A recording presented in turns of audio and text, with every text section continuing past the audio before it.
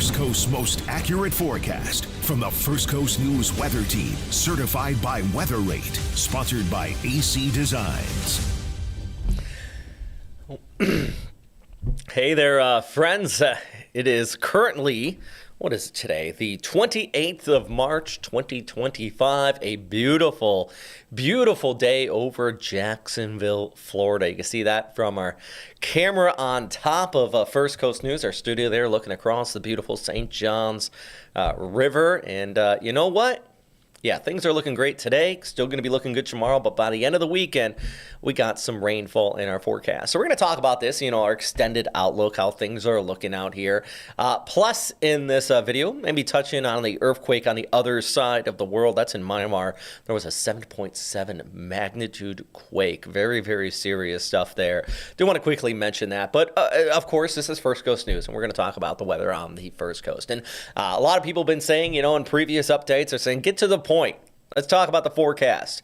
So for those of you who are jumping in right now at the beginning of this stream, thanks first of all for stopping on by. Hopefully you caught Game Changers that was on just before us with Tim Deegan. Absolutely fantastic interview there. Temperatures, though, in our extended forecast, we're going to be looking at 80 here on our Friday. Of course, Saturday and the Sunday, you do have a nice weekend weather outlook, at least for Saturday. But Sunday, it's going to be a bit warmer, but scattered showers are going to start to work their way into the picture. And then we look ahead into Monday, nearly 90 degrees. That's the first time since we have to go all the way back to last autumn. We got temperatures that warm before things continue to stay rather modest, even heading into Tuesday over towards Wednesday. We actually continue with 80s throughout next week.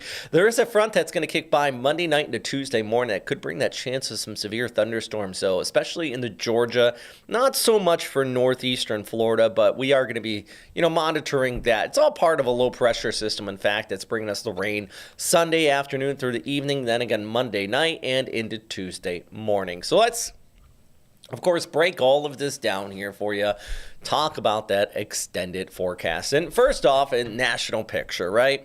So across the southeast, pretty warm weather. Jacksonville's at 71. Miami's at 76. We actually have this big kind of push up of warm air across the central U.S., which is a clear indicator of, a developing area of low pressure. That's the area that's actually going to bring us the showers by Sunday.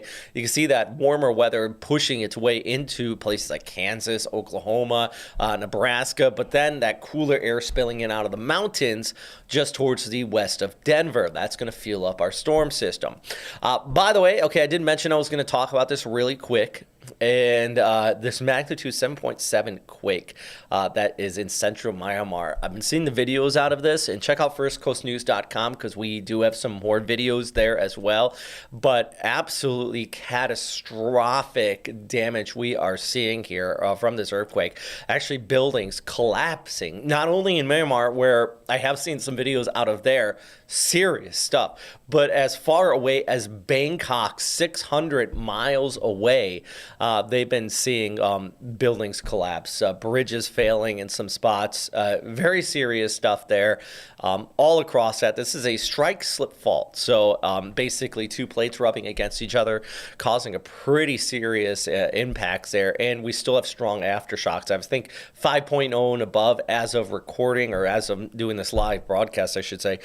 There's been about 5-6 of them, and this only happened a few hours ago. So continuously ongoing along this fault line, and serious impacts there. Just to let you know, this is the strongest quake in that region, specifically across Southeast Asia, since the 2008 Sichuan earthquake. You might be thinking, how about March 11th, in Japan? That was offshore of Japan, so kind of Northeast Asia, far away from that. How about 2015 Nepal earthquake? That was a 7.5 magnitude in the Himalayas there. So this one east of that, but the strongest since then. And the strongest in Myanmar since 1988. And that quake was right on the border. The last one in this specific region that was 7.0 or higher, you have to go all the way back to 1912. How about that? This is over land, so no tsunami threat, obviously. But the big thing was it was only 10 kilometers deep. So very shallow in the world of geology. I know that sounds deep, and just if you think about it, it is. But in the world of geology, in earthquakes, 10 kilometers is right near the surface. So if you get an epicenter right near the surface, it just means more shaking at the surface. And probably a reason why, the impacts have been felt over a long area. And places like Bangkok are not built for earthquakes. They get them, but they don't get them at this intensity there. It is part of the Ring of Fire, kinda, but a little bit west of where some of the worst is. We actually just came up on what the 20th anniversary of the March of the 2004. 21st anniversary, I should say, 20th of the 2004 tsunami that impacted Thailand, wiped out a lot of coastal communities there. So, the tsunamis and stuff, they definitely know. Anyways, back to southeastern United States. Let's change the script back here. I know it's a big kind of whiplash of a swing there, but we're the first coast. We want to talk about, impacts around the world, what's interesting. That's why we have these FCN Plus, so I can kind of ramble in about what's happening and big news type of impacts in the meteorological and science community. But also we want to talk about your local weather forecast here. And today, at least on our Friday, as it says down below, we got temperatures pushing up to the high 70s, near 80 degrees in Jacksonville, Lake City at 81, Waycross getting up to nice 84 degrees there for you, so pretty balmy. If you're going to be heading outside this evening, as long as skies stay clear, now I think they're going to be coming in and out, but around 9:30 p.m., if you look towards the northwest, it'll last about 2 to 3 minutes, be able to spot the International Space Station flying overhead. Only got a couple more years of the ISS. It is going to be decommissioned. At least it's planned to be decommissioned in less than 5 years. If you know when to spot it and when to see it, best of luck. Because we don't have much time left with her. She's getting old. About 20, 25 years, quarter of a century old up there. It's getting there. The Russian space station Mir, it was about this age when it got decommed as well. Granted, the ISS a lot bigger and a lot more expensive. So they're trying to get a little bit more years out of it, but she's starting to get up there. Heading into the weekend for the First Coast, though, a little bit more cloudy on our Saturday. We got the pick day of the weekend is going to be Saturday. 80 degrees there for you. Mostly cloudy as well, but overall it is going to stay dry. Then we head into Sunday. The reason why I say Saturday is today to get out there, because Sunday we got scattered showers, maybe in a few thunderstorms kicking in during the afternoon as we start to see that moisture coming from the southwest with that area of low pressure I mentioned here just a bit ago. And we're talking about that warm air pushing up, but also we're getting that moisture coming in out of the Gulf. This area of thunderstorms has actually been impacting South Texas for a few days now. Now it's going to get hooked up with the jet stream, got that trough dipping in from the north. That's going to pull it off towards the east. So you see here Friday, Saturday, we're relatively dry, but then by Sunday, we're going to see those showers start to build in. Maybe in a few thunderstorms on our Sunday. Monday and Tuesday, especially Monday night into Tuesday morning, we're going to get the front kind of kicking on by, and that could kick up some thunderstorms in the parts of Georgia too and work its way across the First Coast. So that's just a day by day. Let's talk about this in our timeline. So as we see that moisture coming out of the southwest, you see it's going to move across the deep south, head into the panhandle by Sunday morning, and watch by Sunday afternoon. You get that moisture building in ahead of it. We're also going to see a bit of a sea breeze, which means we could be looking at some scattered showers, may even get a few thunderstorms popping off there heading into Sunday evening.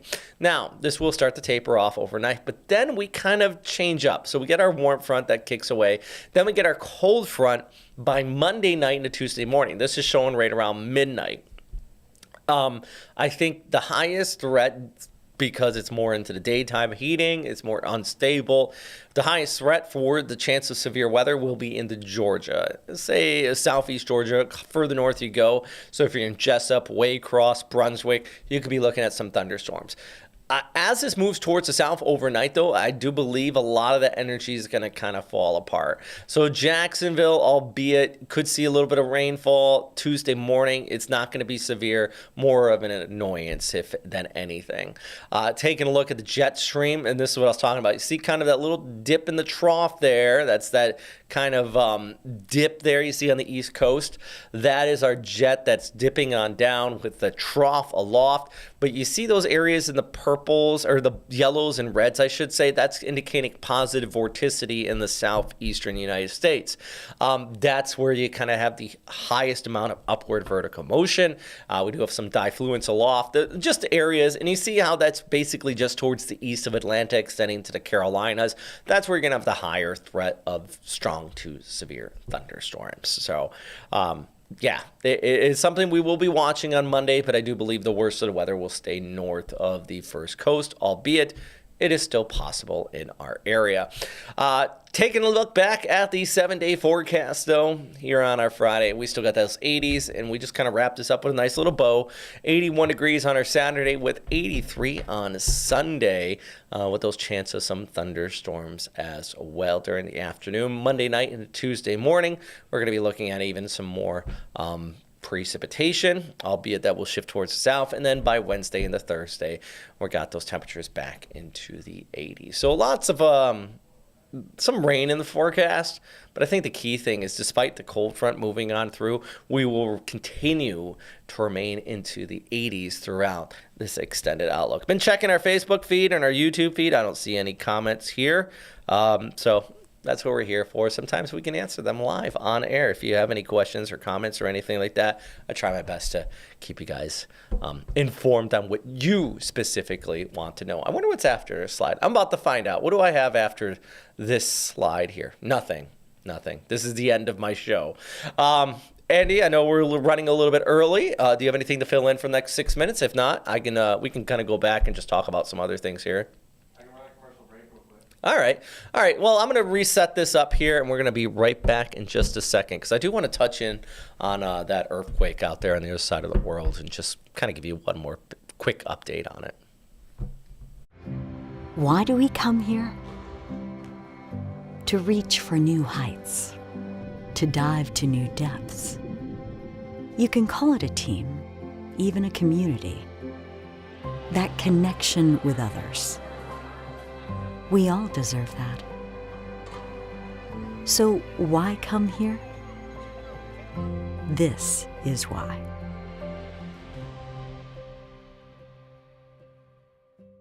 Swing into luxury, where golf and community come home.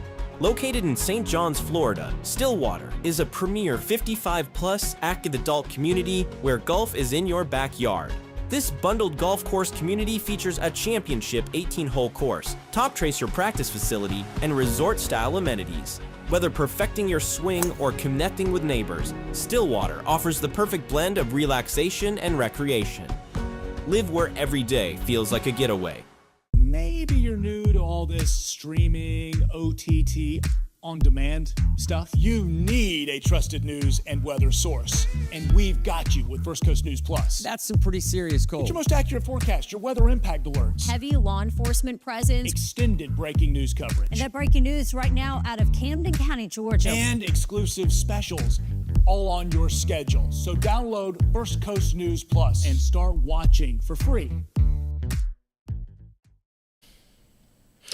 All right, so yeah, once again, hey, if you're not watching this on the First Coast News app, make sure you download it as well. Today is a calm day across the First Coast and the Southeast for that matter, but when the storms do start to kick up, you'll get those push notifications. Not to mention, we can also keep you informed and track the radars there for you, and during severe weather coverage, we more than likely will be live here in this studio or out in the other bigger studio, just kind of discussing, these storms. So that way you're staying informed. You know how to plan your day around any severe weather events, especially during hurricane season.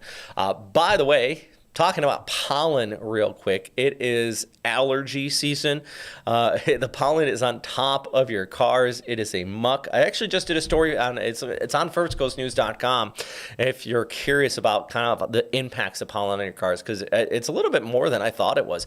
In fact, I was a little surprised because if you let it sit there and you get kind of water mixed into it, what can happen if you get a good amount of pollen on your car, that kind of yellow muck, right? It's actually acidic and it can impact the paint. So if you got a brand new car, you got a nice paint job on it, probably want to get it washed. And I know, I hear you. If you wash it today, it's going to be covered in pollen again in a couple hours, but at least it's not multiple layers of it. You know, you kind of stay ahead of it until the trees are done doing their things and trying to reproduce, right? But yeah, that's something you can check out at firstcoastnews.com. I just did something about it. Sunday and Monday, you notice that it kind of backs off a bit, and that's because, as I mentioned before, we do have that rainfall that's working its way back into the picture here. So yeah, we got some precip in the forecast. Could wash things away at least for your cars and allergies and sidewalks and all of that stuff. Do want to quickly go back to this, and then we'll kind of wrap it up here. This magnitude 7.7 earthquake, if you're first hearing about it right now, this happened out in Myanmar last night, or this morning, Eastern time. It would have been last night, their time. Central Myanmar, 10 kilometers deep. This is a very vulnerable area to natural disasters, by the way. The deadliest tornado on record took place in Bangladesh, just towards the west of here. That was a F5, just rode through a bunch of communities. The deadliest cyclone on record, also in this area, too, which was then East Pakistan, just absolutely devastated area, over 500,000 deaths. And, you know, you go back to the 2008 Sichuan earthquake, which is kind of north of here, thousands of deaths with that, and that was a 7.8 magnitude, I do believe. So my point is, and I'm not saying that this is going to be on par with that, but based on the images we are seeing and the seriousness of the reports we're starting to get right off the first initial reports, this looks like it could be a pretty serious impact. And it's not just there, but also, you know, into Bangkok. I've seen reports out of Vietnam, Laos, Cambodia of damage to extending all the way back towards Bangladesh as well, in eastern areas of India. This is just a very large earthquake felt over a wide range of southeastern Asia, specifically around the Indochina Peninsula there. But big impacts to be had, and still aftershocks continuing to take place. So at firstcoastnews.com, of course, we're going to continue to keep you posted on what's happening with that, as well as our local forecast here, which as we continue to monitor what's happening here across the First Coast. So yeah, I still got 2 more minutes. I'm going to run through the 7-day one more time here for you. If you are here in Jacksonville or around northeastern Florida and you're just tuning in right now, thank you very much for stopping on by. Give you one more quick look at that extended outlook here. On Friday, we still got beautiful weather. Saturday as well, up to 81 degrees. Scattered showers, though, are going to arrive by Sunday afternoon, all thanks to an area of low pressure working its way in from the west. It'll build in some moisture out of the Gulf that could collide with the sea breeze, giving us some classic cumulonimbus clouds within the heat of the day on Sunday afternoon. And then on Monday, we do have a high up near 90 degrees, but that is ahead of a front that's going to kick on by. So I'm getting the wrap up here. I hope everybody has a fantastic, safe day wherever you are, and thanks for stopping by. All right, have a good one.